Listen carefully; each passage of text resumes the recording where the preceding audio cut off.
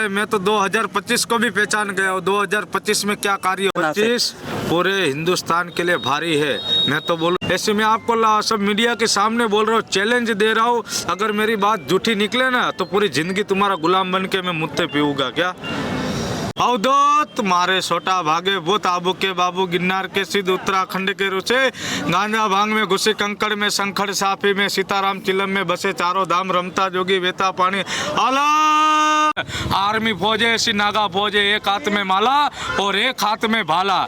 जब माले की जरूरत पड़ती है तो माला भी घुमाते, भाले की जरूरत पड़ती है तो भाला लेके भी चल देते। चश्मा बदलते रहते हैं या एक ही लगाते हैं? बहुत चश्मा आते, 400 चश्मा हो गए थे अगले शिवरात्रि के मेले में तो। 400 चश्मा? 400 चश्मा। वाह महाराज जी। महाराज आप देख रहे हैं जैसा कि प्रयागराज में कुंभ लगा हुआ है और तमाम तरह के साधु संत संगम में आए हुए हैं। एक महाराज जी हैं जिनकी बहुत चर्चा हो रही है, स्टाइलिश महाराज जी के नाम से जानते हैं लोग बोलते हैं कि ये महाराज जी हैं। जरा हम बात करते हैं। महाराज जी जरा अपना परिचय दीजिए हमारे दर्शकों को। मेरा शुभ नाम नागा बाबा बालक गिरी महाराज जी। हाँ जी।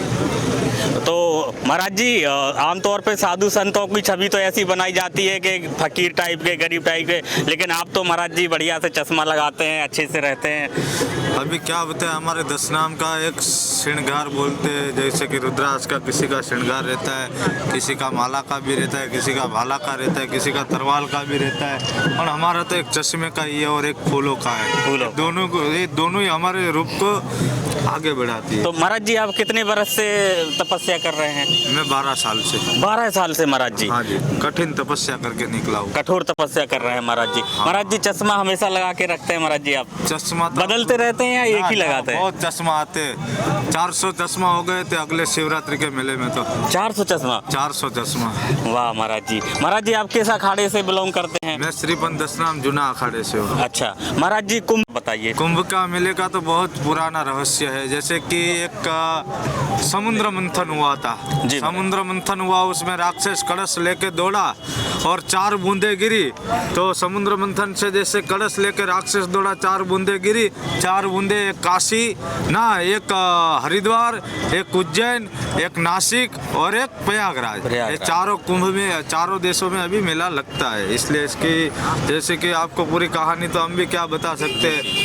ग्रहणों से लगता है महाकुंभ। इसका ग्रहण जब मिलता है ना 12 साल में, इसका ग्रहण 12 साल में मिलता है, तभी तो कुंभ मेला जुड़ता है 12 साल में। महाराज जी इस बार का जो कुंभ है वो महाकुंभ है। 144 साल बाद महाराज जी ऐसा संयोग बना है। हाँ तो आप हमारे दर्शकों को क्या कहना चाहेंगे? मैं तो क्या बोलूं कि माँ गंगा जी के गोद में वही आता है जिसने कुछ अच्छे कर्म किए हो, जिसके पीढ़ियों ने दान किया हो, जिसकी पीढ़ियों ने संतों की सेवा किया हो, वही गंगा जी के गोद में आता है, वही कुंभ मेले में घूमता है। और जैसे कि क्या बताए, कोई दुष्ट कर्म वाले हो तो देखो तो पैसे भी देख के आ नहीं पाते। बड़े बड़े हीरो आपको क्या बताए, शाहरुख खान, सलमान खान दे रहे अभी इधर आने के लिए, फिर भी नहीं आ पाते। पर आप लोग ने अच्छे कर्म किए तो आप तो ऐसे ही आ गए। बोलो गंगे हर नर्मदे। जी महाराज जी। महाराज जी आपकी फैन फॉलोइंग भी बहुत है, लोग आपको खूब पसंद करते हैं, खूब आशीर्वाद लेने आते हैं। महाराज जी आपका जो तरीका है बात करने का और श्रद्धालुओं से प्रेम से बात करने का, आशीर्वाद देने का, ये भी लोगों को बहुत रुझाता है महाराज जी। मैं तो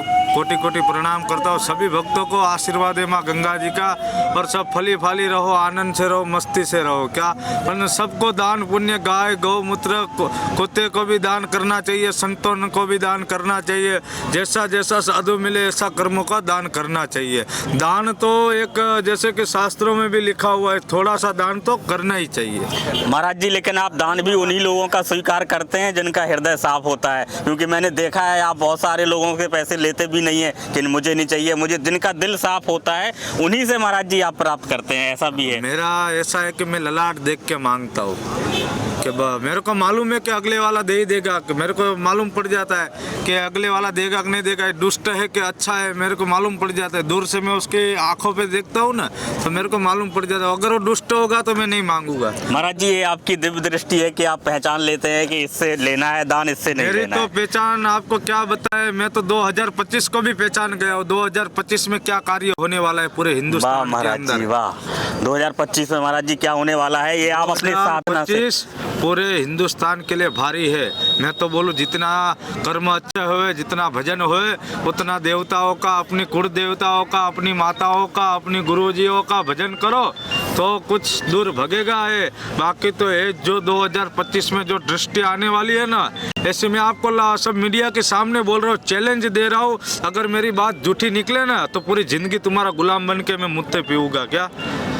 वाह महाराज जी थोड़ा हमारे भक्तों पे कृपा करिएगा कि क्योंकि महाराज जी आपकी ध्यान साधना से ही हमारे भक्तों की रक्षा, इन लोगों की रक्षा हो सकती है जो खड़े हैं। रक्षा तो क्या बताए, हम जैसे कि हम भी एक खंभे है, हम भी उसके टेका लगा के बैठे, जब हम भी थक जाएंगे तो हम भी नीचे सो जाएंगे, हमारा भी कोई ठिकाना नहीं। रमता जोगी वेता पानी बेल वाले बाबा खप्पर वाली माए, तो मांग मांग के लाम बैठ बैठ के खाए, जती सती का बोल प्यारा पाखंडी का मुकाला, अलग जोली पलक खजाना, भूख लगे तो मांग के खाना, अवधूत मारे छोटा भागे भूत, आबू के बाबू गिरनार के सिद्ध उत्तराखंड के रुचे, गांजा भांग में घुसे कंकड़ में, शंखड़ साफी में, सीताराम चिलम में बसे चारों धाम, रमता जोगी वेता पानी, अलख निरंजन, हर हर महादेव। महाराज जी देश के उन संतों में हैं, गिने चुने संतों में, जो पहले ही भविष्यवाणी कर देते हैं और वो सही होती है। महाराज जी ने पहले भी कई भविष्यवाणियां की हैं और वो सही हुई है। महाराज जी अब फिर 2025 की, महाराज जी कुछ उसका तरीका तो बताइए जिससे भक्त। 2025 है, पर 2025 में इंसान थोड़ा दुखी तो हो गए, 2025 में कोई पूरे नहीं हो जाएंगे, बचोगे सब, पर अपने अपनी सेफ्टी से रहना पड़ेगा। 2025 में सबको अपनी अपनी व्यवस्था बनाए रखना पड़ेगा। क्या 2025 ऐसा है कि गरीब लोग के लिए तो बहुत भारी है, पैसा वाला तो अपनी जिंदगी जी लेगा 2025 में, पर गरीब के लिए 2025 बहुत भारी है, क्योंकि वो उनकी एक चावल की बोरी कैसे खरीदेगा उसका मन जानता है। अभी जैसे कि बड़ा पैसा वाला होगा उसको तो 10 बोरी चावल लेना होगा तो कुछ फर्क नहीं पड़ेगा, पर एक छोटा है झुपड़ी वाला होगा ना, उसको 1 बोरी चावल और 1 तेल का डिब्बा लेगा ना, तो उसको तो ऐसा हो जाएगा कि मैंने पूरा गाँव खरीद लिया है। क्या तो सब अपना अपना देखना पड़ता है। 2025 में चारों तरफ पानी पानी दिखेगा आपको, ये मेरा वादा है।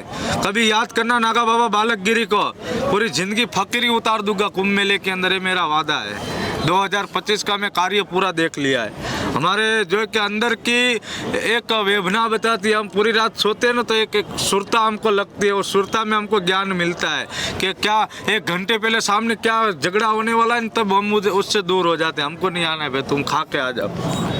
महाराज जी हम आपको बहुत दिनों से परिचित है। महाराज जी पिछली बार आपने महाराज जी हमसे एक वादा किया था जो कि सही निकला था, तो महाराज जी इस बार भी आप हमारे दर्शकों पे, हमारे जो भक्त हैं कुंभ में आ रहे हैं, उन पे कृपा बनाए रखिएगा। और एक वाकया महाराज जी मुझे याद आ रहा है कि एक भक्त थे, वो बड़े सेवा में अधिकारी थे, वो पैसा लेके आए और आपने उनको मना कर दिया था कि मैं नहीं लूँगा, क्योंकि तुम इससे उम्मीद कर रहे हो कि मैं कुछ करूँ और मैं अब तुम्हारा कुछ नहीं कर सकता हूँ, क्योंकि भविष्य महाराज जी आपने देख लिया। वो तो केदारेश्वर महादेव की कृपा है। जैसे मैं केदारनाथ में भी धुना लगाता हूँ, केदारनाथ में भी ऐसा मेला लगता है, तो केदारनाथ में वो धारासभ्य आया हुआ था हेलीकॉप्टर लेके, सब साधु को पैसा बांट रहा था, तो हमने उसको इनकार कर दिया पैसे से। क्या कि हम तेरे पैसों से नहीं जीते, हम फकीर आदमी है, कहीं पे भी अपना धुना रमा के बैठ जाएंगे, तेरे पैसों से अल्टीओ को देगा, पर हम तो एक अभ्यागत साधु है, रोडों पे अपनी जिंदगी निकाल लेंगे।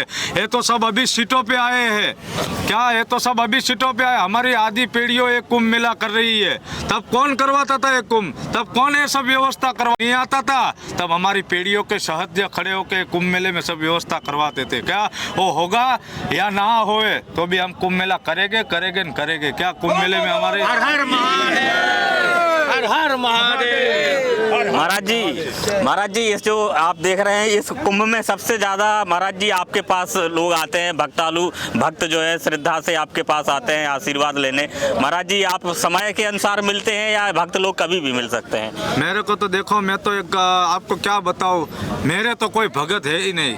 अगर जो मेरे को दिल से मानता है मेरे पास बैठता उठता है, ना तो मैं भी टहलता रहता हूँ रोडों पे, जहाँ मिले वहाँ। जैसे भगत घूमते ऐसा मैं घूमता हूँ। अपने धुने पे मेरा ठिकाना नहीं मिलेगा तुमको ज़्यादा, मैं रमता ही रहूँगा इधर उधर। क्या महाराज जी, कोई आपको अगर कुछ अपने दान स्वरूप कुछ देना चाहे तो कैसे दे सकता है? जिसको जैसी उनकी भावना, कोई 1.25 रुपया भी दे दे, कोई 1.25 लाख भी दे दे, जैसा गुरु का लाल होए क्या वही दान कर सकता है। जिसका गंगा मैया के ऊपर कृपा बनेगी वही गंगा जी में। और इनके वजह से तो आज हम बैठे धुना लगा के।